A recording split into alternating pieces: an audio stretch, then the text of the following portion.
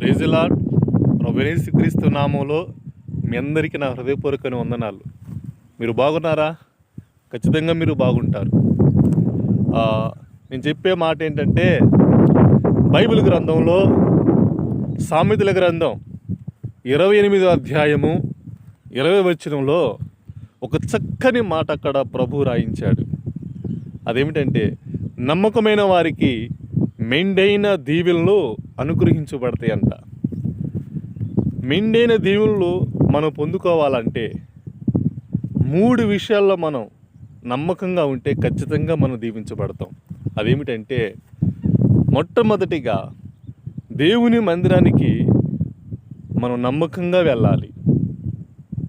రెండోది, దేవుని సన్నిధిలో అలాగనే నీకు అనుకూలంగా ఉన్న ప్లేస్లో ఎక్కడైనా నువ్వు నమ్మకంగా దేవుని పాదాల కాడ కూర్చొని ప్రార్థన చేస్తే ఖచ్చితంగా దేవుడు మనల్ని దీవిస్తాడు. మూడోది ఏమండి, బైబిలు అంటే వాక్యాన్ని మనం ధ్యానించే వారిగా ఉండాలి నమ్మకంగా. ఇలాగా మనం నమ్మకంగా కొనసాగితే ఈ 3 విషయాలు మనం నమ్మకంగా చేస్తే ఖచ్చితంగా మెండైన ఆశీర్వాదాలు మన దేవుడు మనకి అనుగ్రహిస్తాడు. ఈ మాటలను ప్రభువు ఆశీర్వదించి మన హృదయాల్లో స్థిరపరచునుగాక. ఆమేన్. వందనాలు.